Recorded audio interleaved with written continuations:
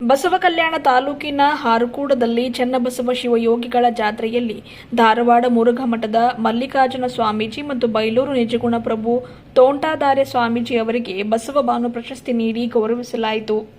ಕಾರ್ಯಕ್ರಮದಲ್ಲಿ ದಿವ್ಯ ಸಾನ್ನಿಧ್ಯ ವಹಿಸಿರುವ ಚನ್ನವೀರ ಶಿವಾಚಾರ್ಯರು ಕಾರ್ಯಕ್ರಮ ಉದ್ದೇಶಿಸಿ ಮಾತನಾಡಿ, ಹಾರಕೂಡ ಹಿರೇಮಠ ಸಂಸ್ಥಾನದಿಂದ ಭಾವೈಕ್ಯತೆ ಮೂಡಿಸುವುದಕ್ಕೆ ಪ್ರಯತ್ನಿಸಲಾಗುತ್ತಿದೆ.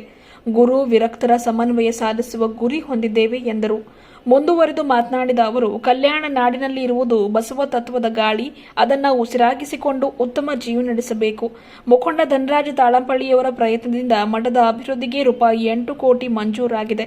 ಅದರಲ್ಲಿ ₹3 ಕೋಟಿಯ ಕೆಲಸ ಪೂರ್ಣಗೊಂಡಿದೆ. ಶಾಸಕ ಶರಣು ಸಲಗಾರ ಸಹ ಮಠದ ಆವರಣದಲ್ಲಿ ವಿದ್ಯುತ್ ದೀಪಗಳ ವ್ಯವಸ್ಥೆ ಮಾಡಿದ್ದಾರೆ ಎಂದರು. ಬೈಲೂರು ನಿಜಗುಣ ಪ್ರಭು ಸ್ವಾಮೀಜಿ ಮಾತನಾಡಿ, ಮೂಢನಂಬಿಕೆ ಮತ್ತು ಸ್ವಾರ್ಥ ಬಿಟ್ಟು ದುಡಿಮೆಯಿಂದಲೇ ಕಷ್ಟಕ್ಕೆ ಪರಿಹಾರವಿದೆ ಎಂಬುದನ್ನು ಅರಿತುಕೊಳ್ಳಬೇಕಾಗಿದೆ. ಬುದ್ಧ, ಬಸವ ಮತ್ತು ಅಂಬೇಡ್ಕರ್ ಅವರ ತತ್ವದ ಪಾಲನೆ ಆಗಬೇಕು. ಸಂಸದರು ಈ ಭಾಗದಲ್ಲಿ ಶೈಕ್ಷಣಿಕ ಸೌಲಭ್ಯಕ್ಕೆ ಪ್ರಯತ್ನಿಸಬೇಕು. ಹಾರಕೂಡ ಮಠ ಕಲ್ಯಾಣ ನಾಡಿನಲ್ಲಿನ ಬಸವ ತತ್ವ ಬಿತ್ತರಿಸುವ ಕೇಂದ್ರವಾಗಿದೆ. ದಾನ, ದಾಸೋಹ ಮತ್ತು ಸಾಹಿತ್ಯ ಸೇವೆಗೆ ಈ ಭಾಗದಲ್ಲಿ ಪ್ರಸಿದ್ಧಿ ಪಡೆದಿದ್ದೇವೆ ಎಂದರು. ಸಂಸದ ಸಾಗರ ಖಂಡ್ರೆ, ಶಾಸಕ ಶರಣು ಸಲಗಾರ, ಧಾರವಾಡ ಮುರುಘಾ ಮಠದ ಮಲ್ಲಿಕಾರ್ಜುನ ಸ್ವಾಮೀಜಿ ಮಾತನಾಡಿದರು. ಶಾಸಕ ಡಾ ಸಿದ್ದಲಿಂಗಪ್ಪ ಪಾಟೀಲ್, ಮುಖಂಡ ಧನರಾಜ ತಾಳಂಪಳ್ಳಿ, ಬಾಬು ಹೊನ್ನಾನಾಯಕ್, ಜಗನ್ನಾಥ ಪಾಟೀಲ್, ಶಿವರಾಜ ನರಶೆಟ್ಟಿ, ನೀಲಕಂಠ ರಾಠೋಡ್ ಉಪಸ್ಥಿತರಿದ್ದರು. ಸಿದ್ದರಾಮಯ್ಯ ಸ್ವಾಮಿ ಗೋರಟ, ಜನಾರ್ದನ ವಾಗ್ಮಾರೆ, ನವಲಿಂಗ್ ಕುಮಾರ್ ಪಾಟೀಲ್, ಭಗವಂತರಾವ್ ಕಣ್ಣೂರ್ ಸಂಗೀತ ಪ್ರಸ್ತುತಪಡಿಸಿದರು. ಮಲ್ಲಿಕಾರ್ಜುನ ಸ್ವಾಮಿ ಐನಾಪುರ ಮತ್ತು ಶಿವಕುಮಾರ ಶಾಸ್ತ್ರಿ ದುತ್ತರಗಾಂವ್ ಶಿವಕೀರ್ತನೆ ಹೇಳಿದರು.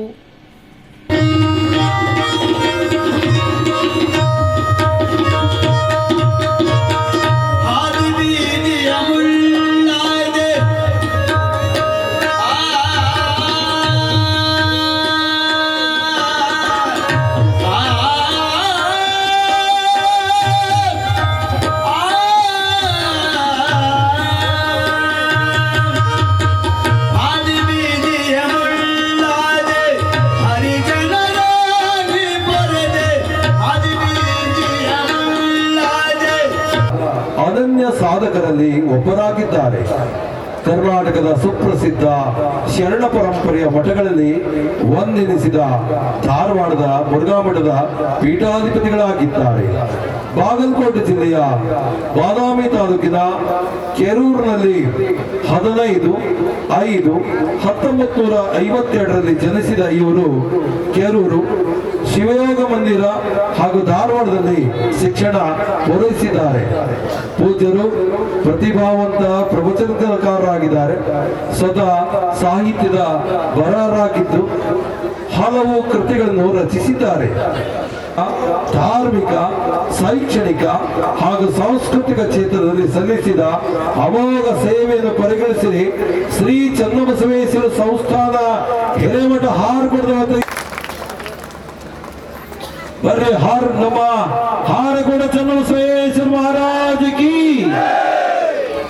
ಶ್ರೀಮಂದಿರಂಜನ ಪ್ರಣವ ಸ್ವರೂಪಿ ನಿಜಗುಣ ಪ್ರಭು ಮಹಾಸ್ವಾಮಿಗಳು ಮೂಲತಃ ಮಂಗಳೂರು ಜಿಲ್ಲೆಯವರಾಗಿದ್ದಾರೆ.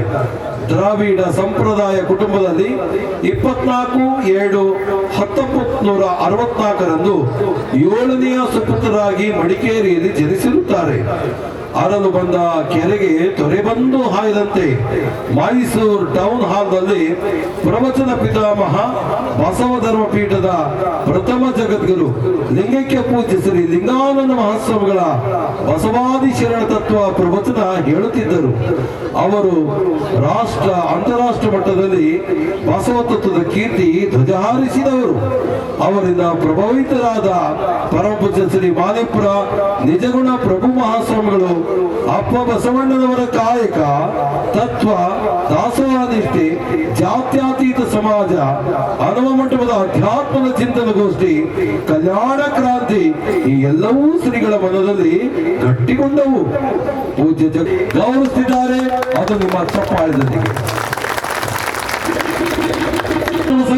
ಮಹಾರಾಜಕಿ ಇದು ದೊಡ್ಡ ಪ್ರಶಸ್ತಿ, ದೊಡ್ಡ ಮನಸ್ಸಿನ ಎಲ್ಲರೂ ಜೋರ. ಧಾರವಾಡ ಬಹಳ ದೂರ, ಧಾರವಾಡ ಜೋರಾದ ಚಪ್ಪಾಳೆ. ಸಾಗರ ಖಂಡ್ರೆ ಅವ್ರಿಗೆ ಫೋನ್ ಅದ, ಅವ್ರಿಗೆ ಗೊತ್ತದ.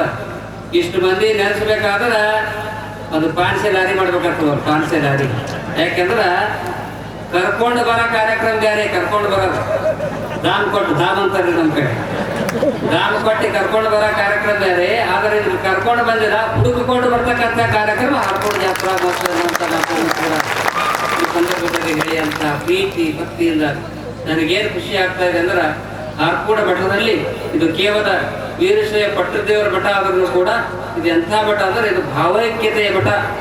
ಯಾಕೆಂದ್ರೆ ನಮ್ಮ ಬಸವಣ್ಣವರ ತತ್ವ ಅದ, ಎಲ್ಲರನ್ನ ಅಪ್ಪಿಕೊಳ್ತಕ್ಕಂಥ ನಿಜವಾದ ಧರ್ಮಗುರು ಯಾರಂದ್ರೆ ಯಾರು ಎಲ್ಲರನ್ನ ಅಪ್ಪಿಕೊಂಡು ಆಶೀರ್ವಾದ ಮಾಡ್ತಾ ಇದ್ದಾರಲ್ಲ ಅವರೇ ನಿಜವಾದ ಗುರು. ಹಾರ್ಕೋಡು ಚನ್ನಬಸವ ಶ್ರೀಗಳು ಎನ್ನುವಂಥ ಮಾತನ್ನ ಈ ಸಂದರ್ಭದಲ್ಲಿ ಹೇಳಿ, ಯಾಕೆಂದ್ರೆ ಅನುಭಾವಿಗಳು ಒಂದು ಮಾತನ್ನು ಹೇಳ್ತಾ ಇದ್ದಾರೆ, ತನುವ ಬೇಡಿದಡಿವೆ. ಮಹಾತ್ಮ ಬಸವಣ್ಣವ್ರ ಭಾಷೆ ಹೇಳ್ತಾರೆ, ಅಂತ ಅದ್ಭುತವಾಗಿರುವಂತ ಮಾತು ಅದು.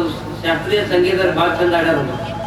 ತನುವ ಬೇಡಿದಡಿವೆ, ಮನವ ಬೇಡಿದಡಿವೆ, ಧನವ ಬೇಡಿದಡಿವೆ ನಿಮ್ಮ ಶರಣರಿಗೆ. ಎನಗೆ ಬೇಕೆಂಬ ಭಾವ ಎನ್ನ ಮನದಲ್ಲಿ ಹೊಳೆದಡೆ ಘನಮಹಿಮ ನಿಮ್ಮ ಶರಣರ ಪಾದದಾಡಿ. ಮನ ವಚನ ಕಾಯದಲ್ಲಿ ನೀನಲ್ಲದೆ ಮತ್ತೊಂದು ನರೆಯೇ ಕೂಡಲ ಸಂಗಮ ದೇವ, ಮತ್ತೊಂದು ನರೆಯೇ ಕೂಡಲ ಸಂಗಮ ದೇವ ಎನ್ನುವ ತತ್ವದಂತೆ ಅವರ ಒಂದೊಂದು ವಚನವನ್ನು ಹೇಳಿದಾಗ ರೋಮಾಂಚನ ಆಗ್ತದ. ನಿಮಗ ಯಾರಿಗಾದ್ರೂ ಸ್ವಲ್ಪ BP ಶುಗರ್ ಸ್ವಲ್ಪ ಹೆಚ್ಚಾಗ್ತಿತ್ತಲ್ಲ, ನಿನ್ನ ಒಂದು 11 ವಚನ ಬಸವಣ್ಣವ್ರ ವಚನ ಹೋದ್ರೆ ಬರೋಬ್ಬರ್ ನಾರ್ಮಲ್ ಆಗ್ತದೆ. BP ಶುಗರ್ ನಾರ್ಮಲ್ ಆಗ ಅಂತ ಒಂದು ಅದ್ಭುತ ಶಕ್ತಿ ಅದ. ಇವತ್ತು ನನಗೆ ಬಹಳ ಖುಷಿ ಆಗ್ತಾ ಇದೆ.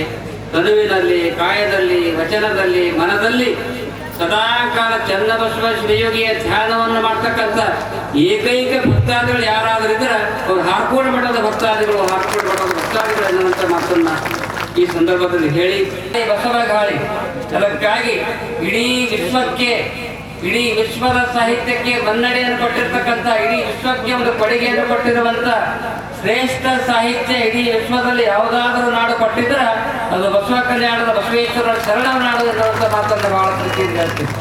ಅಂತಹ ಬಸವಣ್ಣನವರ ತತ್ವವನ್ನ ಇಡೀ ಜಗತ್ತಿಗೆ ತಮ್ಮ ಅಸ್ಖಲಿತ ವಾಣಿಯಿಂದ, ಅವರ ಸಂಪ್ರದಾಯ ಬೇರೆ ಆಗಿರಬಹುದು, ಬ್ರಾಹ್ಮಣ ಸಮಾಜದಲ್ಲಿ ಹುಟ್ಟಿರುವಂಥವ್ರು, ದ್ರಾವಿಡ ಪರಂಪರೆಯಲ್ಲಿ ಹುಟ್ಟಿದಂಥ ಪೂಜರಿರ್ಬೋದು, ಆದರೂ ಕೂಡ ಆ ಒಂದು ಪರಂಪರೆಯಲ್ಲಿ ಹುಟ್ಟಿದರೂ ಕೂಡ ಹ್ಯಾಂಗ ಬಸವಣ್ಣನವರು ಆ ಧರ್ಮಕ್ಕಷ್ಟು ಇದು ಮಾಡಲಾರದೆ ವೀರಶೈವ ಲಿಂಗಾಯತ ಧರ್ಮವನ್ನು ಇವತ್ತು ಪ್ರಚಾರ ಮಾಡಿ ಇಷ್ಟಲಿಂಗವನ್ನು ನಮ್ಮೆಲ್ಲರಿಗೂ ಕೂಡ ಕರುಣಿಸಿ ಇಷ್ಟಲಿಂಗದ ಜ್ಯೋತಿಯನ್ನ ಜಗತ್ತಿಗೆ ಹೆಂಗೆ ಬೆಳಗಿಸಿದಾರಲ್ಲ ಅದೇ ರೀತಿಯಲ್ಲಿ ಬಸವ ತತ್ವದ ಜ್ಯೋತಿಯನ್ನು ಬೆಳಗಿಸಿದಂತ ಮಹಾಯೋಗಿ ಯಾರಾದರಿದ್ದಾರೆ ಪರಮ ಪೂಜೆ ನಿಜಗುಣಾನಂದ ಮಹಾತ್ಮರು ಅಂತ ಮಹಾಪೂಜೆ ಇವತ್ತಿನ ಕಾರ್ಯಕ್ರಮಕ್ಕೆ ಬಂದು ನಮ್ಮ ಪ್ರಶಸ್ತಿಯನ್ನು ಸ್ವೀಕಾರ ಮಾಡಿದವರ ಪಾದಕ್ಕೆ ಅನಂತ ಕೋಟಿ ಪ್ರಣಾಮಗಳನ್ನು ಸಮರ್ಪಿಸಿ ಕಾರ್ಯಕ್ರಮದ ಉದ್ಘಾಟನೆ ಯಾರ ಕಡೆಯಿಂದ ಮಾಡಿಸಿ ಅಂದ್ರೆ ನಮ್ಮ ಸಾಗರ್ ಖಂಡ್ರೆ ಅವರು. ಅವ್ರಿಗೆ ಹೇಳ್ದ ಹೀಗೆ ಬಂದಾಗ ನಿಮ್ಮ ಅಪ್ಪವ್ರ ಗರಿಷ್ಠರ ಮತ್ತು ಅವ್ರಿಗೆ ಹಾಕ್ಬೇಕಾದ್ರೆ ಅವ್ರ ಕಡೆ ಇಡಬೇಕಾಗ್ತಿತ್ತು. ಇಲ್ಲ, ಯಾಕೆಂದ್ರೆ ಬೆಳೆಯುವ ಪೈರು ಮೊಳಕೆಯಲ್ಲಿ ನಿನ್ನ ವ್ಯಕ್ತಿಗೆ ಚಿಕ್ಕವರಿರ್ಬೋದು, ಆದ್ರೆ ನಿನ್ನಲ್ಲಿರುವಂತ ದೇಶಭಕ್ತಿ ಗುರುಭಕ್ತಿ ಬಹಳ ದೊಡ್ಡದಪ್ಪ. ಅದಕ್ಕಾಗಿ ನಿನ್ನ ಉದ್ಘಾಟನೆ ಖರ್ಚಿಗೆ ತಿಳ್ಕೊಂಡು ಅವ್ರಿಗೆ ಹೇಳಿ ಅವರ ಆದರ್ಶ ಪರಂಪರೆ ಭೀಮಣ್ಣ ಖಂಡ್ರೆ ಅವರು ಕೇವಲ 3 ತಲೆಮಾರಿನಿಂದ ಹಾರ್ಕೋಡು ಮಠಕ್ಕೆ ಸಂಬಂಧದ. ಭೀಮಣ್ಣ ಖಂಡ್ರೆ ಅವರು ಸುಮಾರು 50 ವರ್ಷಗಳ ಪೂರ್ವದಲ್ಲಿ ಅವರು ತೇರಿನ ದಿವಸ ಅಲ್ರಿ ಕುಸ್ತಿ ಹೇಳದ ಕೂಡ ಸಾಲಿ ಮುಂದೆ ನಿಂತು ಯಾರು ಭಾಷಣ ಅದ ರೀ ಭೀಮಣ್ಣ ಖಂಡ್ರೆ ಭಾಷಣ ಮಾಡ್ತಾರಂದ್ರೆ 5,000 ಜನ ರೈತರು ನಡೀತಿದ್ರು ಅವಾಗ. ಅಂತ ಅಸ್ಖಲಿತವಾಣಿ ಭೀಮಣ್ಣ ಖಂಡ್ರೆ ಅವರು, ಅವರ ಚಿರಂಜೀವಿ ಆಗಿರ್ತಕ್ಕಂಥ ಈಶ್ವರ ಖಂಡ್ರೆ ಅವರು, ಅವರ ಚಿರಂಜೀವಿ ಆಗಿರ್ತಕ್ಕಂಥ ಸಾಗರ್ ಖಂಡ್ರೆ ಅವರು ಇಂದು ಸಂಶೋಧನಾ ನಾಮಸ್ಮರಣೆಯಲ್ಲಿ ಚನ್ನಬಸವ ಶಿವಯೋಗಿಗಳ ಭಾವಚಿತ್ರವನ್ನು ನೋಡಿದಾಗ ಅವ್ರ ಮುಖ ನೋಡ್ರಿ, ಆ ಫೋಟೋ ನೋಡಿದಾಗ ಎಷ್ಟು ಖುಷಿ ಆಗ್ತದೆ. ಅವರ ಧ್ಯಾನ ಮಾಡಿದಾಗ ಏನಾಗ್ತದೆ ಅನ್ನುವಂಥ ಮಾತನ್ನ ಅಪ್ಪೋರಿಗೆ ಹೇಳ್ತೀನಿ. ಅಪ್ಪೋರೆ ಇಲ್ಲಿ ಸೋಮವಾರ ದಾಸೋಹ ಆಗ್ತದೆ. ಒಬ್ಬ ರೈತ ಬರ್ತಾರೆ, ರೈತ ಬಂದು ಅಪ್ಪೋರೆ ನಿಜಗುಣಾನಂದ ಮಹಾಸ್ವಾಮಿಯವ್ರು ಹೇಳ್ತಾ ಇದ್ದೀನಿ, ಬಂದು ಇಲ್ಲಿ ಕೋಟಿ ಜಪ ಮಾಡ್ತಾರಪ್ಪ. ಸೋಮವಾರಕ್ಕೊಂಬಂದು ಕೋಟಿ ಜಪ, ಒಬ್ಬೊಬ್ರು ಜಪ ಮಾಡ್ತಾರ, ಕೋಟಿ ಜಪ ಮಾಡ್ತಾರೆ. ಜಪ ಆದ ಕೂಡಲೇ ರುದ್ರಾಕ್ಷಿ ಬೆಳಿದಾದ್ರಪ್ಪ. ಏನ್ರಿ ಕೋಟಿ ಜಪ ಅಂದ್ರ ಪತ್ರೊಳಗಿದ್ದಾಗ ಕೆಲಸ ಮಾಡ್ತಾರಪ್ಪ, ಪತ್ರೊಳಗಿದ್ದಾಗ ಅದಕ್ಕೆ ಕೋಟಿ ಜಪ ಶಿವ ಅಂದು ಸಾಯಿಲಿ ಅವ್ರಿಗೆಲ್ಲ ದುರ್ಮರಣ ಆಗಲಿ, ಅವ್ರಿಗೆ ಏನಾಗಲಿ ದೇವ್ರ ಧ್ಯಾನ ಮಾಡಿದ್ರೆ ಆಶೀರ್ವಾದ ಆಗ್ತದೆ. ಆಗ ಹಂಗ ನಮ್ಮ ಗೋಕುಳೆ ವಿಶ್ವನಾಥ್ ಗೋಕುಳೆ ಎನ್ನುವಂಥವರು ಪ್ರತಿನಿತ್ಯ ಪ್ರತಿ ಸೋಮವಾರ ಬಂದು ತಳಿಮ್ಯಾಗ ಪತ್ರೊಳಗೆ ಉಂಡಂತ ಪತ್ರೊಳಗೆ ಹೊತ್ಕೊಂಡು ಹೊರಗೆ ಹಾಕ್ತಾರೆ. ಆದ್ರೆ ಮುತ್ತೇವರ ಧ್ಯಾನ 1 ವರ್ಷ ಅಲ್ಲ, ಅವ್ರ ಮಗ 5ನೇ ಕ್ಲಾಸಿನ ವಿದ್ಯಾರ್ಥಿ ಚಾಲು ಮಾಡ್ಯಾನ. PUC ಸೆಕೆಂಡ್ ಇಯರ್ ಮುಗಿತವ್ರು. ಆದ್ರೆ ಹಾರ್ಕುಡು ಮುತ್ತವರು ಹೆಂಗ ಕೋಟಿ ಜಪ ಮಾಡ್ಯಾರಿಲ್ಲ, ಅವ್ರ ಮಗ ಜಗನ್ನಾಥ್ ಗೋಕುಳೆ ಅನ್ನುವಂಥವ್ರಿಗೆ ಫ್ರೀ ಮೆಡಿಕಲ್ ಸೀಟ್ ಸಿಕ್ಕದು. ₹1 ಫ್ರೀ ಮೆಡಿಕಲ್ ಸೀಟ್. ಇದೇ ಕೋಟಿ ಜಪ. ಒಬ್ರು ಅನುಭವಿಗಳು ಹೇಳ್ತಾ ಇದ್ದಾರೆ, ಶಿಖರದ ಮೇಲೆ ಬಂಗಾರದ ಕಳಸ ಏರಿಸಿದವರು ದೊಡ್ಡವರಲ್ಲ. ಶಿಖರದ ಮೇಲೆ ಬಂಗಾರದ ಕಳಸ ಏರಿಸಿದವರು ದೊಡ್ಡವರಲ್ಲ. ಹಸಿದು ಬಂದವರಿಗೆ ಸರಿಯಾಗಿ ಆರಾಮಾಗಿ ಊಟ ಮಾಡಿಸಿ ಅವ್ರಿಗೆ ಯಾರು ಬಟ್ಟೆ ಕೊಟ್ಟು ಅವ್ರ ಪಾದಕ್ಕೆ ಯಾರು ಬೀಳ್ತಾ ಇದ್ದಾರಲ್ಲ, ಅದೇ ನಿಜವಾಗಿ ದೇವ ಪೂಜೆ ಅನ್ನುವಂಥ ಮಾತನ್ನ ಅನುಭವಿಗಳು ಹೇಳ್ತಾ ಇದ್ದಾರೆ. ಅಂತಹ ಒಂದು ಅದ್ಭುತವಾಗಿರುವಂತಹ ಅಧ್ಯಾತ್ಮದ ದಿವ್ಯ ಶಕ್ತಿ ಹಾರ್ಕೋಡು ಚನ್ನಬಸವ ಶಿವಯೋಗಿಯ ಧ್ಯಾನದಲ್ಲಿ ಇದೆ ಎನ್ನುವಂಥ ಮಾತನ್ನ ಈ ಸಂದರ್ಭದಲ್ಲಿ ಹೇಳಿ, ಯಾಕೆಂದ್ರೆ ಕೆಲವರಿಗೆ ಆಶ್ಚರ್ಯ ಆಗ್ಬೋದು. ಈಗ ನಮ್ಮ ನಾಡಿನಾಗ ಕೆಲವು ಜನ ಸ್ವಾಮಿಗಳಾದ್ರೆ, ಈ ಕೆಲವು ಪಟ್ಟದೇವರಾದ್ರೆ ಒಂದು ರೂಟ್ ಇರ್ತಂದ್ರೆ ಅದೇ ರೂಟ್. ಬಸವಣ್ಣಂದ ವಚನ ಬೇಡ್ರಿ, ಅವ್ರ ಫೋಟೋ ನೋಡಿದ್ರೆ ಹುಡ್ರು ಅಂತಾರೆ ಕೆಲವರು. ಮತ್ತು ಅವ್ರಿಗೆ ಶೆಟ್ ಬಂದ್ರೆ ಬರಲ್ಲ, ನಾ ಇದ್ದಿದ್ದಾಗ. ಅದಕ್ಕಾಗಿ ಇವತ್ತು ಒಂದೇ ಹೋಗೋದು ಬೇಕಾಗಿಲ್ಲ, ಸಮನ್ವಯತೆ ಬೇಕಾಗಿಲ್ಲ. ಸಮನ್ವಯತೆ ಗುರು ವಿರಕ್ತರ ಸಮನ್ವಯ ಅದು ನಮ್ಮ ಹಾರ್ಕೋಡು ಶಿವಯೋಗಿಗಳಲ್ಲಿ ಅವರ ಜೀವನದಲ್ಲಿ ನಡೆದಂತ ಘಟನೆ ಹೇಳ್ತಾ ಇದ್ದೀರಿ. ಚಿತ್ತಾಪುರ ತಾಲೂಕಾದ ಹೋದಾಗ ನಮ್ಮ ಹಾರ್ಕೋಡು ಮುಕ್ತಿಯವರು ಹಿಂಗೆ ಕುದುರೆ ಮೇಲೆ ಕುಂತು ಹೋಗ್ತಿರ್ತಾರೆ. ಕಟ್ಲೆ ಕುದುರೆ ಇತ್ತು, ಒಂದು ಕಟ್ಲೆ ಕುದುರೆ ಮೇಲೆ ಕುಂತು ಸೇವಕರು ಹಿಂಗೆ ಕುದುರೆಗೆ ಹಿಡ್ಕೊಂಡು ಹೋಗ್ತಿರ್ತಾರ. ಎದುರುಗಡೆ ಯಾರು ಮಾಡ್ತಾರ ನಡೆದ ಘಟನೆ ಹೇಳ್ತಾ ಇದ್ದೀನಿ. ಎದುರುಗಡೆ ಭರತನೂರದ ಲಿಂಗೈಕ್ಯ ಗುರುನಂದೇಶ್ವರ ಮಹಾಸ್ವಾಮಿಗಳು, ಇವ್ರೀಗ 70 ವರ್ಷ, ಅವ್ರಿಗೆ 20 ವರ್ಷ. ಅವ್ರ ವಯಸ್ಸು 20, ಇವ್ರದ್ದು 70. ದಾರಿಯಲ್ಲಿ ಹೋಗುವಾಗ ಅವ್ರ ಪೇಟಾನ್ ಸಿಟ್ಕೊಂಡು ವಿರಕ್ತ ಪೀಠಾಧೀಶ್ವರ ಗುರುನಂದೇಶ್ವರ ಮಹಾಸ್ವಾಮೀಜಿಯವರು ಅವರನ್ನು ನೋಡಿ ಹಾರ್ಕೊಂಡು ಮುತ್ತರೇ ನಿಂದಿರ್ಸು ಪೂಜ್ಯರು ಬರ್ತಾ ನಿಂದಿರ್ಸಿ ಕುದುರೆ ನಿಂದಿರ್ಸಿ ಕೆಳಗಿಳಿದು ಅವ್ರೀಗ 70 ವರ್ಷದ ಚನ್ನಬಸವ ಶಿವಯೋಗಿಗಳು 20 ವರ್ಷದ ಲಿಂಗೈಕ್ಯ ಗುರುನಂದೇಶ್ವರ ಮಹಾಸ್ವಾಮಿಗಳು ಪಾದಕ್ಕೆ ನಮಸ್ಕಾರ ಮಾಡ್ತಾರೆ. ಪಾದಕ್ಕೆ ಅಷ್ಟೇ ಅಲ್ಲ, ಅವ್ರು ಹೇಳ್ತಾರೆ. ತಾವೆಲ್ಲರೂ ಕೂಡ ಪ್ರೀತಿ ಭಕ್ತಿ ವಿಶ್ವಾಸದಿಂದ ಈ ಕಾರ್ಯಕ್ರಮದಲ್ಲಿ ಭಾಗಿಯಾಗಿದ್ದೀರಿ. ಇಂದಿನ ಕಾರ್ಯಕ್ರಮಕ್ಕೆ ಅನೇಕ ಅನುಭವಿಗಳಲ್ಲಿ ಬಂದು ಸೇವೆಯನ್ನು ಸಲ್ಲಿಸಿದ್ದಾರೆ. ಸಾಗರ್ ಖಂಡ್ರೆ ಬಹಳ ಒಳ್ಳೆ ಮಾತುಗಳನ್ನು ಹೇಳಿದರು. ಮತ್ತು ನಮ್ಮ ಮಾಲಾಬಿ ನಾರಾಯಣರು ಕೂಡ ಸಹೋದರರಿಗೆ ಈಗ ಸದ್ಯನೇ ಬಂದಿದ್ದಾರೆ, ಅವರಿಗೂ ಕೂಡ ಆಶೀರ್ವಾದ ಇರಲಿ. ಅವರ ಪತಿಯಾಗಿರ್ತಕ್ಕಂಥ ನಮ್ಮ ಬಿ ನಾರಾಯಣರು ಒಳ್ಳೆ ಹಾರ್ಕೋಡು ಮಠದ ಪರಮ ಭಕ್ತರಾಗಿದ್ದರು. ಚಂದ್ರ ತಾಳಂಪಳ್ಳಿ ಒಳ್ಳೆ ಕೆಲಸವನ್ನು ಮಾಡ್ತಾ ಇದ್ದರು. ಶಿವರಾಜ್ ಅಣ್ಣಾರ ಕಲಬುರ್ಗಿ ಅವರು, ಶಾಂತಪ್ಪ ಜಗದೀಶ್ ತಿರುಡೆ ಅವರು, ರಾಮರಾವ್ ದೇಶಪಾಂಡೆ ಅವರು, ದಾಸೋಹ ಸೇವೆಯನ್ನು ಮಾಡಿರ್ತಕ್ಕಂಥ ಸಂತೋಷ್ ಪಾಟ್ಲ ಹರ್ಕೂಡ್ ಅವರು, ಅದೇ ರೀತಿಯಾಗಿ ಆಕಾಶವಾಣಿ ಪೊಲೀಸ್ ಇಲಾಖೆ ದೂರದರ್ಶನದವರೆಲ್ಲ ಅನುಭವಿಗಳು ಈ ಕಾರ್ಯಕ್ರಮದಲ್ಲಿ ಭಾಗಿಯಾಗಿದ್ದೀರಿ. ಶರಣು ಸಂಘದವರು ಒಂದು ಮಾತು ಹೇಳಿದ್ರು, ನೀವು ಮುಂದಿನ ವರ್ಷ ಕಾರ್ನಾಗ ಬರೋದು ಕಾರ್ನಾಗ ಅವ್ರು ಹೇಳಿದ್ರು ಕಾರ್ನಾಗ ಬರೋದು. ಅದು ಯಾರಾದ್ರೂ 3 ಮಂದಿ ಗುರುಗಳಾದ್ರು ಹೇಳ್ಯಾರ. ನೀವು ಕಾರ್ನಾಗೆಲ್ಲ ಬರ್ತೀರಿ, ಹೆಂಗೆ ಬರ್ತೀರಿ? ನಂಗೆ ಗರಾರೆ ಡೌಟ್ ಬಂದರು. ಯಾಕಂದ್ರೆ ನಾವು ಏನು ಹೇಳಿದ್ರು ಮತ್ತು ಸರಿ ಅಂಗಡಿ ಮತ್ತು ಬೀರ್ ಅಂಗಡಿ ಅವ್ರು ಚಾಲನೆ ಇದ್ರೆ ನೀವು ಹೆಂಗೆ ಬರ್ತೀರಿ ಕಾರ್ನಾಗ ಮುಂದೆ ಬರ್ತೀರಿ?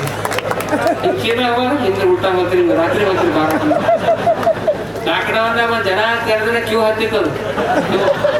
ಹೇಳಿದ್ರೆ ನನಗೆ ಆಶ್ಚರ್ಯ ಆಯ್ತು, ಮುಂಜಾನೆ ಕಾರ್ನಾಗ ಬರ್ತಾರೆ ಅವರೇ ಬರ್ತಾರೆ, ಇವನೇ ಎಷ್ಟು ಕೊಡ್ತಾನೆ ಅಂತ ಹತ್ತಿರ್ತೀನಿ. ಅದಕ್ಕೆ ದಯವಿಟ್ಟು ಒಂದು ಮಾತನ್ನು ಹೇಳ್ತಾ ಇದ್ದೀನಿ.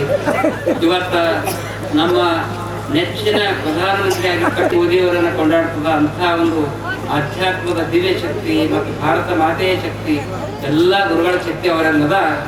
ನಮ್ಮ ನೆಚ್ಚಿನ ಪ್ರಧಾನಮಂತ್ರಿಯವರು ನೀವೆಲ್ಲರೂ ಲೆಟರ್ ಬರೀರಿ.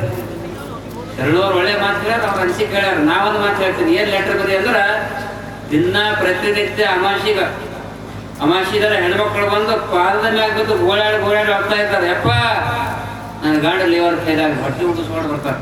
ನಮ್ಮ ಚನ್ನಬಸಪ್ಪ ಕಾಮಿಡಿ ಔಷಧ ಹಾಕ್ತಾರೆ. ಏನಾಗ್ತದೆ ಹೊಟ್ಟೆ ಹೋಗ್ಬೇಕು ಔಷಧ ಹಾಕ್ತಾರೆ. ಏನಾಗಲ್ಲ, ದಿನ ತಿಂಗಳಿಗೆ 10 ಮಂದಿ 100 ಮಂದಿ ಸಾಯ್ತಾರೆ. ಅದಕ್ಕಾಗಿ ಸನ್ಮಾನ್ಯ ನಮ್ಮ ದೇಶದ ಪ್ರಧಾನಮಂತ್ರಿ ಆಗಿರುವಂಥ ನರೇಂದ್ರ ಮೋದಿ ಅವರಿಗೆ ನಾವೊಂದು ಇವತ್ತು ಆಜ್ಞೆಯನ್ನು ಮಾಡ್ತಾ ಇದ್ದೀನಿ. ಆಜ್ಞೆ ಎಲ್ಲ ಕಳಕಳಿಯ ಮನವಿಯನ್ನು ಮಾಡ್ತಾ ಇದ್ದೀರಿ. ಇಡೀ ಭಾರತ ದೇಶ ನೀವೆಲ್ಲ ವಿಶ್ವಗುರು ಅಂತ ಹೇಳ್ತಾ ಇದ್ದೀರಿ. ನೀವು ಭಾರತ ದೇಶದ ಪ್ರಧಾನಮಂತ್ರಿಯಾಗಿ ನಮ್ಮ ಭಾರತ ದೇಶದಲ್ಲಿ ಕುಡಿತದ ಚಟ ಅವೇನ ಬೀರ್ ಬ್ರ್ಯಾಂಡಿ ಅಂಗಡಿಗಳವೆಲ್ಲ ಕುಡಿತದ ಚಟ ನಿಷೇಧಾಜ್ಞೆಯನ್ನು ಬಂದ್ ಮಾಡಿದ್ರಂದ್ರೆ ನಿಮಗೆ ಧನ್ಯವಾದವನ್ನು ಅರ್ಪಿಸ್ತೀವಿ ಅನ್ನುವಂಥ ಮಾತನ್ನು ನರೇಂದ್ರ ಮೋದಿ ಅಲ್ಲೇ ಮ್ಯಾಕ್ ಬಂದ್ ಮಾಡೋದು. ಯಾವ ಕುಡಿತನ ಒದ್ದು ಒಳಗೆ ಹಾಕ್ರಿ, ಬಂದ್ ಮಾಡ್ರಿ, ಕಾನೂನು ಮಾಡ್ರಿ. ಒಬ್ರು ಹೇಳಿದ್ರು ಕಲ್ಯಾಣದಾಗ ಒಬ್ಬ ಸಿಗರೇಟ್ ಮಾಡ್ತಾನೆ ನಮ್ಮ ಶಿಷ್ಯ. ಎಷ್ಟು ಮಾಡ್ತೀಪ್ಪ ಒಳಗೆ ಹೋದ ನಮ್ಮ ಪಾರ್ಕ್ ಪೂಜೆ ಕರ್ಕೊಂಡದ್ದು ಏನು ನಮ್ಗೆ ಏನೋ ಹಾಸ್ಪಿಟಲ್ ಏನೋ ಎಲ್ಲ ಸಿಗರೇಟ್ ಡಿಬ್ಬಿ ಎಷ್ಟು ರೂಪಾಯಿ ಅದಾವಪ್ಪ ಇವತ್ತು ಇವ್ರಿ ಎಕ್ಕ 1 लाख ರೂಪಾಯಿ ಅದಾವ ಏನ ನಾವು ಎಪ್ಪ ಅಂದೇನು ತಿಂಗಳಿಗೆ ಎಷ್ಟು ಮಾಡ್ತಾವಪ್ಪ ಕಲ್ಯಾಣದಾಗ ನೋಡಿ ಸರೆಂಡರ್ ಮಾಡಿ ಕಲ್ಯಾಣ ನಮ್ಮ ಕಲ್ಯಾಣದಾಗ ರೀ 5 ಕೋಟಿ ಸಿಗರೇಟ್ ಮಾಡ್ತದೆ ಅದಕ್ಕೆ ಪಾದ ನಿಷೇಧ ಕುಡಿಯೋದು ತಿನ್ಬಾರ್ದು ಇವೆಲ್ಲ ಬಂದ್ ಮಾಡಿ ನೀವು ಕಾನೂನು ಮಾಡಿದ್ರಂದ್ರೆ ಕುಡಿಯೋದು ತಾನೇ ಬಂದಾಗ್ತಂತ ಕಾನೂನು ಮಾಡುವಂತ ಶಕ್ತಿ ಭಾರತ ಮಾತೆ ನರೇಂದ್ರ ಮೋದಿ ಅವರಿಗೆ ಕೊಡ್ಲಿ ಅನ್ನುವಂತ ಮಾತಾಡಿ ಈ ಸಂದರ್ಭದಲ್ಲಿ ಹೇಳಿ ಒಂದು ಕಾರ್ ಅಲ್ಲ 2 ಕಾರ್ ಬರ್ತಾವ ಅವ್ರು ಬಂದ್ರು ಒಂದು ಕಾರ್ 2 ಕಾರ್ನ ಬರ್ತಿರ್ತಾರೆ ಎಲ್ಲರ ಅದಕ್ಕೆ ಅದಕ್ಕಾಗಿ ಏನು ಸರ್ಕಾರದಾಗ ಅದ ನಾನು ಲೇಟ್ ಆದ್ರೆ ನೀವು ಹೂ ಅಂತೀರಿ ಕೊಡುತ್ತೆ ಹಂಗೆ ಹೇಳ್ತಾವ ನಡಿ ಮಗ ಮುಂಜಾನೆ ಕೂಡ ಆಕಳ ಹಾಲು ಬಿಡ್ತಾನ ನಮ್ಗೆ ಆಕಳ ಹಾಲು ಸಿಗ್ತಾನೆ ಜನ ಬಾಟ್ಲಿ ಆಡ ಅದಕ್ಕಾಗಿ ಕಾನೂನು ಆಯ್ತಂದ್ರೆ ಪೊಲೀಸರು ಮಾಧ್ಯಮವಾಗಿ ಹಾಕ್ತಾರೆ ಬಂದ ಮುಂದೊಂದು ದಿನ ಭಾರತ ಮಾತೆ ಅಂತ ಶಕ್ತಿ ಅಂತ ಬುದ್ಧಿ ನರೇಂದ್ರ ಮೋದಿ ಅವರ ಕೊಳ್ಳಿ ಅನ್ನುವಂತ ಮಾತನ್ನು ಹೇಳಿ ಒಬ್ಬರು ಸ್ವಾಮಿಗಳು ಹೇಳಿದ್ರು ಈಗ ಮನ್ಯಾಗ ಊರಾಗ ಈಗ ಬಂದು ನಮಗೆ ಪತ್ರಿಕಾ ಮೆತ್ತಲಾಗ ಹೋಗ್ತಿರ್ರಿ ಪ್ರತಿ ವರ್ಷ ಚಿತ್ರ ನಾವು ಮಾತಾಡಿ ಅಂತ ಹೇಳೋದಕ್ಕೆ ನಮಗೂ ಬರಲ್ಲ, ಅವ್ರು ಮಾತನಾಡಲಾರ್ದೆ ನಮ್ಮ ಅನುಭವ ಕೇಳಿ ಅವ್ರು ಹೋಗಬೇಕು, ಎಷ್ಟು ಮಜಾ ಇರ್ತದೆ ನೋಡ್ರಿ. ಇಂತಹ ಪೂಜ್ಯರನ್ನ ಪಡೆದಂತಹ ಈ ನಾಡು ಧನ್ಯ, ಈ ನಾಡು ಧನ್ಯ. ಕಾರಣ ಗುರುವಿಗೆ ಜಾತಿ ಇಲ್ಲ, ಜಾತಿ ಹಿಡಿದವನು ಗುರು ಅಲ್ಲ. ಯಾರು ಜಾತಿಯನ್ನು ಹಿಡಿದು ಮಾತನಾಡ್ತಾರೆ ಅವರು ಗುರುಗಳಲ್ಲ. ಜಾತಿ ಎಂದೆಂದೂ ಇರಬಾರದು ಗುರುವಿನಲ್ಲಿ, ಸ್ವಾರ್ಥ ಇರಬಾರದು. ಯಾಕೆಂತ ಹೇಳಿದ್ರೆ ನಿಜಗುಣ ಶಿವಯೋಗಿಗಳು ಗುರುವಿನ ಕ್ವಾಂಟಿಟಿ ಕ್ವಾಲಿಟಿ ಹೇಳ್ತಾರೆ. ಗುರು ಅಂದ್ರೆ ಯಾರು? ಕರುಣೆ, ಸತ್ಕಲೆ, ಶಾಸ್ತ್ರ ಪರಿಣತೆ, ಸುಮಕುತ್ವ, ಸುಗುಣ, ಸುಜ್ಞಾನ, ನಿರಾಸೆ, ಸೌಂದರತ್ವ. ಇದರೊಳಗೆ ಎಲ್ಲಾದರೂ ಗುರುನೂ ಇಲ್ಲ, ವಿರಕ್ತನೂ ಇಲ್ಲ. ಈ 8 ಶಬ್ದಗಳಲ್ಲಿ ಪಾದ್ರಿನೂ ಇಲ್ಲ, ಮೌಲಿನೂ ಇಲ್ಲ. ಈ 8 ಶಬ್ದಗಳಲ್ಲಿ ಗುರು ಅಂದ್ರೆ ಯಾರು ಅಂದ್ರೆ ಮೊದಲನೇದಾಗಿ ಗುರುವಿಗೆ ಕರುಣೆ ಇರಬೇಕು. ಕರುಣೆ, ಈ ಕರುಣೆ ಅನ್ನತಕ್ಕಂಥದ್ದಿದ್ರೆ ಮಾತ್ರ ಇಷ್ಟು ಜನ ಇರ್ತಾರೆ. ಯಾಕಂದ್ರೆ ಗುರುವಿನಲ್ಲಿ ಮೊದಲನೇ ಹೆಜ್ಜೆಯೇ ಕರುಣೆ, ಹ್ಯುಮ್ಯಾನಿಟಿ, ಮನುಷ್ಯತ್ವ, ಮಾನವೀಯ ಮೌಲ್ಯ. ಇದು ಮೊದಲನೇ ಹೆಜ್ಜೆ ಗುರುವಿನಲ್ಲಿ. ಯಾಕೆ ಆ ಗುರು ಅನ್ನತಕ್ಕಂಥ ಶಬ್ದವನ್ನ ಮೊಟ್ಟ ಮೊದಲನೇ ಯಾಕೆ ಕರುಣೆ? ಕರುಣೆ ಯಾಕಿರಬೇಕು? ಬಸವಣ್ಣನವರಲ್ಲಿ ಆ ಕರುಣೆ ಇತ್ತು, ಬುದ್ಧನಲ್ಲಿ ಆ ಕರುಣೆ ಇತ್ತು, ಮಹಾವೀರನಲ್ಲಿ ಆ ಕರುಣೆ ಇತ್ತು, ಸ್ವಾಮಿ ವಿವೇಕಾನಂದರಲ್ಲಿ ಆ ಕರುಣೆ ಇತ್ತು, ರಮಣ ಶ್ರೀಗಳಲ್ಲಿ ಆ ಕರುಣೆ ಇತ್ತು, ಅರವಿಂದರಲ್ಲಿ ಆ ಕರುಣೆ ಇತ್ತು. ಧಾರವಾಡದ ಮೃತ್ಯುಂಜಯ ಅಪ್ಪುಗಳು ಪ್ರಸಾದ ನಿಲಯದಲ್ಲಿ ಪ್ರಸಾದವನ್ನು ಎಡೆ ಮಾಡಿದ ಮೇಲೆ ಮಕ್ಕಳಿಗೆಲ್ಲರನ್ನು ನೋಡಿಕೊಂಡು ಪರಮಾತ್ಮರು ಕುಳಿತಿದಾರಪ್ಪ, ಪ್ರಸಾದ ಮಾಡ್ಲಿಕ್ಕೆ ಅನ್ನತಕ್ಕಂಥ ಕರುಣೆ ಇತ್ತು ಅನ್ನತಕ್ಕಂಥದನ್ನ ತಕ್ಕಡ ನನ್ನ ಸ್ವಭಾವನೆ ಹಂಗೆ. ಏನ್ ಹೇಳ್ತಾರೆ ಬಸವಾದಿ ಪ್ರಮುಖ ಅದನ್ನು ಹೇಳೋದು. ಬಹಳ ಜನ ಕೇಳಿದ್ರು, ಬಸವಭಾವ ಪ್ರಶಸ್ತಿಯನ್ನ ಪಟ್ಟದೇವರ ಮಠದಲ್ಲಿ ಸ್ವೀಕರಿಸ್ತಾ ಇದ್ದೀರಲ್ಲ, ನಿಮಗೇನು ಅನಿಸುತ್ತೆ ಅಂದ್ರು. ನಾನದು ಪಟ್ಟದ ದೇವರ ಮಠದಲ್ಲಿ ಸ್ವೀಕರಿಸ್ತಿಲ್ಲ, ತಾಯಿಯ ಹೃದಯದ ಕೈಯಲ್ಲಿ ಸ್ವೀಕರಿಸ್ತಾ ಇದ್ದೇನೆ ಅನ್ನತಕ್ಕಂಥ.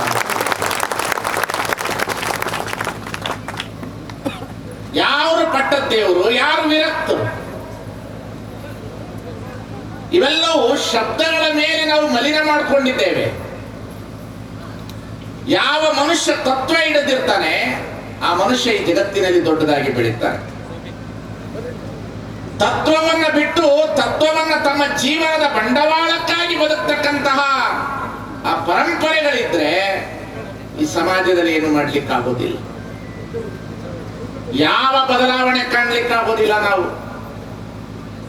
ಯಾವ ಬದಲಾವಣೆಯನ್ನು ನಿರೀಕ್ಷಣೆ ಮಾಡ್ಲಿಕ್ಕೆ ಆಗೋದಿಲ್ಲ ನಾವು. ಪರಮ ಪೂಜ್ಯರು ತತ್ವ ಅಂದ್ರೆ ಏನು,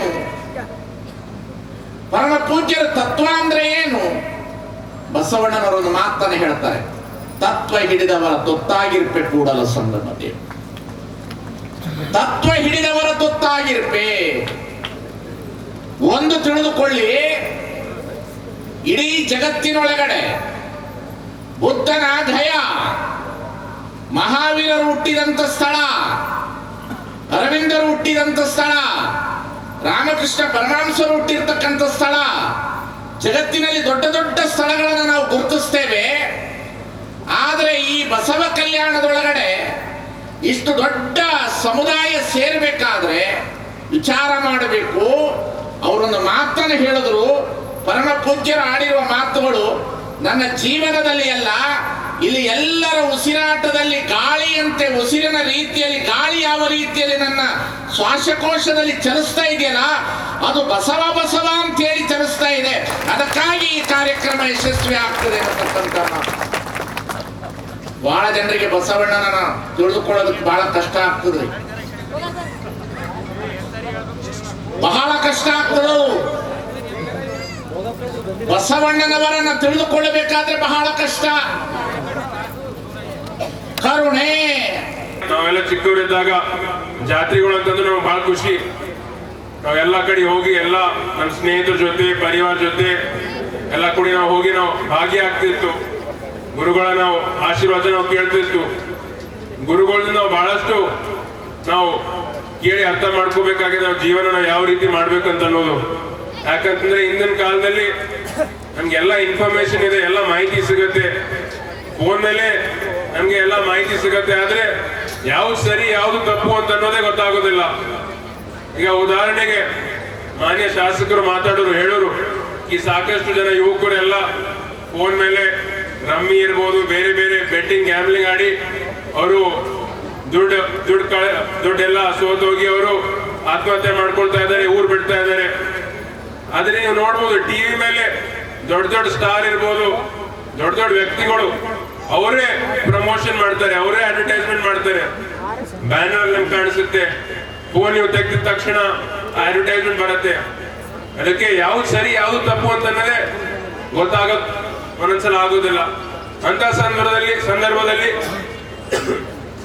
ಎಷ್ಟೋ ಜನ ಯುವಕರು ಇರ್ಬೋದು, ಜನ ಇರ್ಬೋದು, ಇದನ್ನೆಲ್ಲ ಏನ್ ಕೆಟ್ಟ ರೂಢಿಗಳು ಇದರಲ್ಲಿ ನಾವು ಭಾಗಿಯಾಗಿ ನಾವು ದುಡ್ಡು ಕಳ್ಕೊತೀವಿ, ನಮ್ಗೆ ಯಾರು ಹೇಳೋರಿರಲ್ಲ. ಅಂತ ಸಂದರ್ಭದಲ್ಲಿ ನಾವು ಗುರುಗಳ ಮಾತು ಕೇಳಿ, ಅವ್ರ ಆಶೀರ್ವಚನ ಕೇಳಿ, ಅವ್ರು ಕೊಟ್ಟಿರೋ ಮಾರ್ಗದರ್ಶನದಲ್ಲಿ ನಾವು ಕೆಲಸ ಮಾಡಿದ್ರೆ 100ಕ್ಕೂ ನಾವು ಸುಖವಾಗಿರ್ತೀವಿ ಅಂತಂಬ ನನ್ನ ಅಭಿಪ್ರಾಯ ಇದೆ.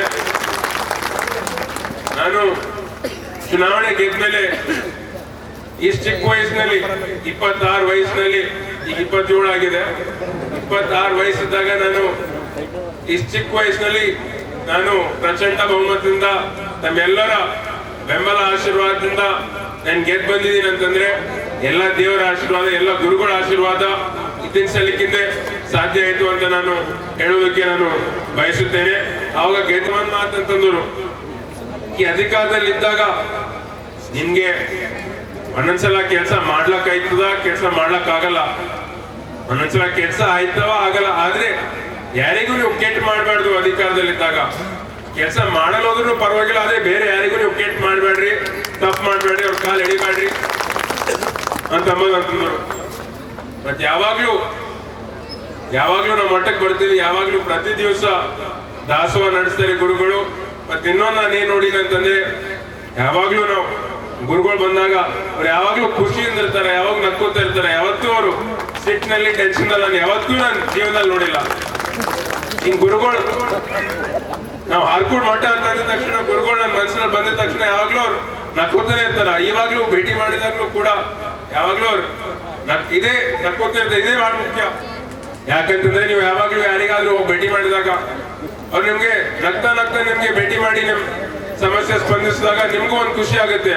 ಅದೇ ಅವರು ಸಿಟ್ ನಲ್ಲಿದ್ದು ಒಂದ್ ಯಾವುದೇ ಟೆನ್ಷನ್ ನಲ್ಲಿದ್ದು ಅವ್ರು ನಿಮ್ಗೆ ಮಾತಾಡೋ ಕೆಲಸ ಆದ್ರೂ ನಿಮ್ಗೆ ಸಮಾಧಾನ ಇರಲ್ಲ. ಆದ್ರೆ ಅವ್ರು ನೀವು ನಕ್ಕೋತಾ ನಿಮ್ಗೆ ಸಂತೋಷದ ಮಾತಾಡಿದಾಗ ನಿಮಗೂ ಒಂದು ಖುಷಿ ಆಗುತ್ತೆ, ನಿಜ ಅಲ್ವಾ?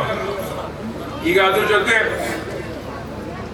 ಯುವಕರು ಈಗಾಗಲೇ ನಾನು ಲೋಕಸಭೆಯಲ್ಲಿ ಒಂದು ಪ್ರಶ್ನೆ ಕೇಳಿದೆ. ಈ ನಮ್ಮ ಭಾಗದ ಯುವಕರು, ಕಲ್ಯಾಣ ಕರ್ನಾಟಕದ ಭಾಗದ ಯುವಕರು, ನಮ್ಮ ಬೀದರ್ ಲೋಕಸಭಾ ಕ್ಷೇತ್ರದ ಯುವಕರು ಡಿಗ್ರಿ ಆದ ತಕ್ಷಣ ಹೈದರಾಬಾದ್, ಪುಣೆ, ಬೆಂಗಳೂರಿಗೆ ಹೋಗ್ತಾ ಇದೆ ಉದ್ಯೋಗಕ್ಕಾಗಿ. ಅದು ನಾವು ಏನಾದ್ರೂ ಉದ್ಯೋಗ ನಾವು ಇಲ್ಲೇ ಮಾಡಿಸ್ಬೇಕು ಅಂತಂಬೋದು ಪ್ರಯತ್ನ ಮಾಡ್ಬೇಕಂತ ಅನ್ಬೋದು ಕೂಡ ನಾನು ಈಗಾಗಲೇ ನಾನು ಕೇಳಿದ್ದೀನಿ.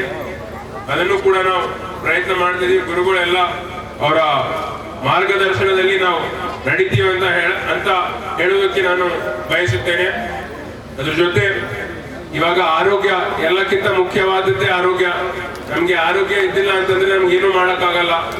ಅದಕ್ಕೆ ಇವಾಗ ನೀವು ನೋಡ್ಬೋದು 40-50 ವಯಸ್ಸಲ್ಲೂ ಎಷ್ಟೋ ಜನರಿಗೆ ಹೃದಯಾಘಾತ ಆಗ್ತಾ ಇದೆ, ಹಾರ್ಟ್ ಅಟ್ಯಾಕ್ ಆಗಿ ಎಷ್ಟೋ ಜನ ತೀರ್ಕೊಳ್ತಾ ಇದ್ದಾರೆ. ಯಾಕಂತಂದ್ರೆ ನಾವ್ ಏನ್ ಆಹಾರ ನಾವು ತಗೊಳ್ತಾ ಇದೀವಿ, ನಾವೇನ್ ತಿಂತಾ ಇದೀವಿ, ಎಲ್ಲ ಕೆಮಿಕಲ್, ಎಲ್ಲ ಫರ್ಟಿಲೈಸರ್ ಇಂದಾನೆ ನಾವು ತಿಂತಾ ಇದೀವಿ. ವ್ಯಾಯಾಮ, ಎಕ್ಸರ್ಸೈಸ್, ಆರೋಗ್ಯ ನಾವು ಯಾರು ನೋಡ್ತಾನೆ ಇಲ್ಲ. ಎಲ್ಲರೂ ಸ್ಟ್ರೆಸ್, ಟೆನ್ಷನ್ ಅಲ್ಲಿ ಇದೀವಿ. ಇಂಥ ಸಂದರ್ಭ ಎಲ್ಲರ ಹತ್ರ ಒಂದು ಸ್ಮಾರ್ಟ್ ಫೋನ್ ಇದೆ. ಸ್ಮಾರ್ಟ್ ಫೋನ್ ಅಲ್ಲೂ ಕೂಡ ನಾವು ನೋಡಿ ಮಾಹಿತಿ ತಗೊಂಡು ನಾವು ಏನು ಊಟ ಮಾಡ್ಬೇಕು, ಯಾವ ರೀತಿ ಎಕ್ಸರ್ಸೈಸ್ ಮಾಡ್ಬೇಕು ಅದನ್ನಾದ್ರೂ ಮಾಡ್ಬೇಕು. ಇಲ್ಲ ಅಂತಂದ್ರೆ ನಿಮ್ಗೆ ಎಷ್ಟೇ ದುಡ್ಡು ಇರ್ಬೋದು, ಎಷ್ಟೇ ಅಧಿಕಾರ ಇರ್ಬೋದು, ಆರೋಗ್ಯ ಇಲ್ಲ ಅಂತಂದ್ರೆ ಏನು ಯೂಸ್ ಆಗೋದಿಲ್ಲ, ಏನು ಉಪಯೋಗ ಆಗೋದಿಲ್ಲ. ಅದಕ್ಕೆ ನಾವೆಲ್ಲರೂ ಕೂಡಿ ಒಟ್ಟಾಗಿ ನಾವು ಮನ್ಸು ಮಾಡ್ಬೇಕು, ಎಲ್ಲರೂ ಆರೋಗ್ಯವಂತರಾಗಿರ್ಬೇಕು ಅಂತ ನಾನು ಹೇಳೋದಕ್ಕೆ ನಾನು ಇಚ್ಛೆ ಪಡ್ತೀನಿ. ಅದ್ರ ಜೊತೆ ಇವತ್ತಿನ ದಿವಸ ನಾವೆಲ್ಲರೂ ಇವತ್ತಿನ ದಿವಸ ನಾವು ಈ ಜಗತ್ನಲ್ಲಿ ನಾವು ಹುಟ್ಟಿದ್ದೇವೆ ಅಂತಂದ್ರೆ ಅದು ನಮ್ಮೆಲ್ಲರ ಹಣೆಬಾರಿದೆ ಅಂತ ಅನ್ಬೋದು. ಅದು ನಮ್ಮೆಲ್ಲರ ಲಕ್ಕು, ನಾವೆಲ್ಲರೇ ಲಕ್ಕಿ ಇದ್ದೀವಿ. ಈಗ ಸಿದ್ದೇಶ್ವರ ಸ್ವಾಮೀಜಿಯವ್ರು ಅಂತಾರ, ಆಧ್ಯಾತ್ಮಿಕ ಪ್ರವಚನ ಮಾಡ್ತಿರೋ ಅಂತಾರ ಈ ನಾವೆಲ್ಲರೂ ಎಷ್ಟು ನಾವು ಅದೃಷ್ಟರು. ನಮ್ಗೆ ನೋಡ್ಲಕ್ ಕಣ್ಣಿದಾವೆ, ನಮ್ಗೆ ಮಾತಾಡ್ಲಕ್ ಬಾಯಿ ಇದೆ, ಕೆಲಸ ಮಾಡ್ಲಕ್ ಒಂದು ಕೈ ಇದೆ, ಓಡಾಡ್ಲಕ್ ಕಾಲಿದಾವೆ. ಆದ್ರೂ ಇಷ್ಟೆಲ್ಲ ಇರ್ಲಕ್ಕಾಗಿನೂ ನಾವು ಸಂತೋಷದಿಂದ ಇರಲ್ಲ. ನಾವು ಯಾವುದೇ ಒಂದು ನನಗೆ ಅದು ಸಿಕ್ಕಿಲ್ಲ, ಇದು ಸಿಕ್ಕಿಲ್ಲ ನಾವು ಕಂಪೇರ್ ಮಾಡ್ತಾ ಇರ್ತೀವಿ. ಅದು ಆಗ್ಬಾರ್ದು.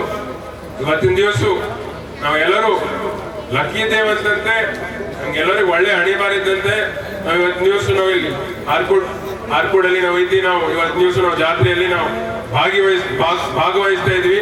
ಇದು ಅರ್ಥ ಏನು ಅಂತಂದ್ರೆ ನಾವು ಯಾವ ಪರಿವಾರದಲ್ಲಿ ಹುಟ್ಟಿದೀವಿ, ನಮ್ಗೆ ಎಲ್ಲರಿಗೆ ಒಂದು ಚಲೋ ನಮ್ಗೆ ಆಗ್ಯದ, ಇರ್ಲಕ್ ಚಲೋ ಆಗ್ಯದ. ಅದಕ್ಕೆ ನಾವು ಗೌರವದಿಂದ ನಾವು ಮಾತಾಡ್ಬೇಕು, ಎಲ್ಲರಿಗೂ ನಾವು ಸಮಾನವಾಗಿ ನೋಡ್ಬೇಕು. ಯಾವುದೇ ರೀತಿಯಿಂದ ಯಾರು ಆರ್ಥಿಕವಾಗಿ ಅವರಷ್ಟು ಫೈನಾನ್ಷಿಯಲಿ ಸ್ಟ್ರಾಂಗ್ ಇಲ್ಲ, ಯಾರೇ ಇರ್ಲಿ ಅಂಥವ್ರಿಗೆ ನಾವು ನೋಡಿ ನಾವು ಕರೆಕ್ಟಾಗಿ ಗೌರವದಿಂದ ಮಾತಾಡಿಲ್ಲ ಅಂತಂದ್ರೆ ಅದು ನಮ್ಗೆ ಸರಿ ಆಗೋದಿಲ್ಲ. ಯಾಕಂತಂದ್ರೆ ಇವತ್ತಿನ ದಿವಸ ನಾನು ಕೂಡ ಪ್ರತಿಯೊಬ್ಬರು ಹೊಸ ಕಾರ್ಯಗಳಿಗೆ ತೇರಿಗೆ ಬರಂಗ ಆಗ್ಲಿ ಅಂತ ಹೇಳಿ ನಾನು ಪರಮ ಪೂಜೆಯಲ್ಲಿ ನಾನು ಪ್ರಾರ್ಥನೆ ಮಾಡ್ಕೋತೇನೆ. ಏನಪ್ಪಾ, ನಾವೆಲ್ಲರೂ ಕಾರ್ಯ ಬರ್ಬೇಕಂತ ಹೇಳಿ ಶರಣು ಸಲಗರ್ ಹೇಳ್ತಾನೆ. ಅದೇನು ಆಗ ಮಾತೇನು, 100ಕ್ಕೆ 100 ಆಗ ಮಾತ, 100ಕ್ಕೆ 100 ಪರಮ ಪೂಜೆಯ ಆಶೀರ್ವಾದ ನಿಮ್ಮ ಮೇಲೆ ಯಾವತ್ತೂ ಹೋದ. ಒಂದೇ ಒಂದು ಕೆಲಸ ಮಾಡಬೇಕು. ನನಗೆ 2 ಸಲ ಶಾಸಕನಾಗ ಮಾಡಿರಿ, ನಾನು ಬಂದು ನಸ್ಕಿನಾಗ ಬಂದು ನಿಮ್ಮ ಮನೆ ಮುಂದೆ ಹೆಂಡಿ ಕೆಲಸ ಮಾಡಿದ್ರಿ ನಿಮ್ಮ ಋಣ ನನಗೆ ತೀರ್ಸ್ಲಕ್ಕಾಗಲ್ಲ. ಅದಕ್ಕಾಗಿ ಸ್ನೇಹಿತರೆ ಒಂದು ಕೆಲಸ ಮಾಡ್ರಿ, ನಾನೊಬ್ಬ ರೈತನ ಮಗ ಆಗಿ ನಿಮ್ಗೆ ಹೇಳ್ತೀನಿ, ನಾನು ಮುಂದಿನ ಸಲ ಕಾರ್ನಾಗ ಬರ್ಬೇಕು. ಹಾರ್ಕೋಡ್ ಚನ್ನವೀರ ಶಿವಾಚಾರ್ಯ ಜಾತ್ರೆಗೆ ತೇರಿಗೆ ಹೆಂಗ್ ಸಂತೋಷ್ ಪಾಟೀಲ್ 125 ಕ್ವಿಂಟಲ್ ಅನಾಜ್ ಕೊಟ್ಟನಲ್ಲ, ನಾನು ಒಂದು 10 ಕ್ವಿಂಟಲ್ ಅನಾಜ್ ಕೊಡ್ಬೇಕಂತ ಹೇಳಿ ಇಲ್ಲಿಂದ ಎದ್ದು ಹೋಗ್ಬೇಕು. 2-3 ಕೆಲಸಗಳು ಹೇಳ್ತೀನಿ, ಹೆಚ್ಚಿಗೆ ಏನು ಹೇಳಲ್ಲ. ನೀವು ಮಾಡ್ಬೋದು, ನೀವು ಕಾರ್ನಾಗ ಬರ್ಬೋದು. ಸಂತೋಷ್ ಪಾಟೀಲ್ 125 ಕ್ವಿಂಟಲ್ ಕೊಟ್ಟನಲ್ಲ, ನಾ 150 ಕ್ವಿಂಟಲ್ ಕೊಡ್ಬೋದು. ನೀವು 150 ಕ್ವಿಂಟಲ್ ಇಲ್ಲಿ ಕೂತವ್ರು ಏನ್ ಮಾಡ್ಬೇಕಪ್ಪ ಅಂದ್ರ ನಿಮ್ಮೆಲ್ಲರೂ ಕಾಲ್ ಹಿಡಿದು ಹೇಳ್ತೀನಿ. ನಾನು ನಿಮ್ಮ ಮಗನಾಗಿ, ನಿಮ್ಮ ಅಣ್ಣನಾಗಿ, ನಿಮ್ಮ ತಮ್ಮನಾಗಿ ಹೇಳ್ತೀನಿ, ದಯಮಾಡಿ ಇವತ್ತಿನ ಹಿಡಿದು ಈ ಜಾತ್ರೆದಾಗ ನನ್ನ ಮಾತು ಏಸ್ ಮಂದಿ ಕೇಳುತ್ತೀರಿ, ಸರಿ ಕೂಡ ಇವತ್ತೆಲ್ಲರೂ ಬಿಟ್ಟಿಡ್ಬೇಕು. ಇವತ್ತಿನ ಹಿಡಿದು ಇದೇ ಲಾಸ್ಟ್. ಏನ್ ಹಿಂದೆ ಕುಡಿದಿರಿ ನೋಡಿರೋದು ಮೂಗಾಯ್ತು, ಮುಟ್ಟಾರಿಲ್ಲ ಇವತ್ತಿನ ಹಿಡಿದು. ಯಾಕ ಮುಂದಿನ ಸಲ ಕಾರ್ನಾಗ ಬರ್ಬೇಕಪ್ಪ ತೇರಿಗೆ. ಇವ್ರು ಎರಡನೇದು, ಯಾರೇ ಕದ್ದು ಮಟಕ ಆಡ್ತೀರಿ, ಯಾರೇ ಕದ್ದು ಮಟಕ ಆಡ್ತೀರಿ, ನಿಮ್ ಹೆಂಡ್ರ ಮಕ್ಕಳು ಮೈದಾಗ ಮಣ್ಣು ಹಾಕೋರು ಯಾರು ಹೇಳ್ತೀರಂದ್ರ ಅಲ್ಲೇ ಕುತ್ತಲ್ಲೇ ಹಾಡ್ಕೊಂಡು ಅಪ್ಪವ್ರ ಪಾದ ತಿಳ್ಕೊಂಡು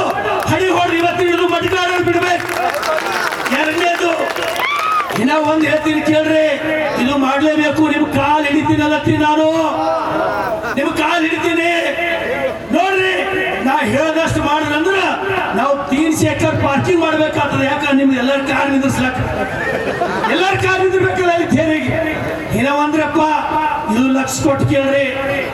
ಇವತ್ತು ನಮ್ಮ ಮಕ್ಕಳು, ನಮ್ಮ ಹರಿಯದ ಮಕ್ಕಳು ಕ್ರಿಕೆಟ್ ಬೆಟ್ಟಿಂಗ್ದೊಳಗ, ಮೊಬೈಲ್ ರಮ್ಮಿದೊಳಗ ಲಕ್ಷಾಂತರ ರೂಪಾಯಿ ಕಳ್ಕೊಳತ್ತಾರ, ಲಕ್ಷಾಂತರ ರೂಪಾಯಿ.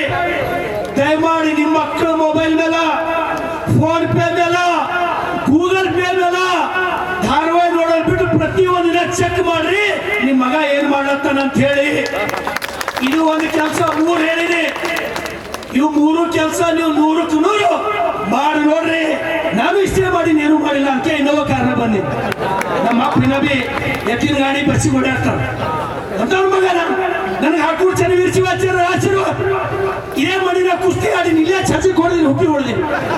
ಇವು 3 ಮಾಡಿಲ್ಲ ಅಟ್ಟೆ. ನಾ ದಯಮಾಡಿ ಎಲ್ಲರೂ ಇವು 3 ಕೆಲಸ ಮಾಡಿಲ್ಲಪ್ಪ ಅಂದ್ರ ಮುಂದಿನ ಸಲ ಎದುರ ಬರ್ತೀನಿ ಕಾರ್ನಾಗ 5 ವರ್ಷ ಒಂದ್ ವೇಳೆ ಬಿಟ್ರಪ್ಪ ಅಂದ್ರ ಆಡಿ ಬೆಂಚ್ ಕಾರ್ಗಳದ ಬರ್ತೀರಿ ನೀವು. ಆಡಿ ಬೆಂಚ್ ಕಾರ್ಗಳದ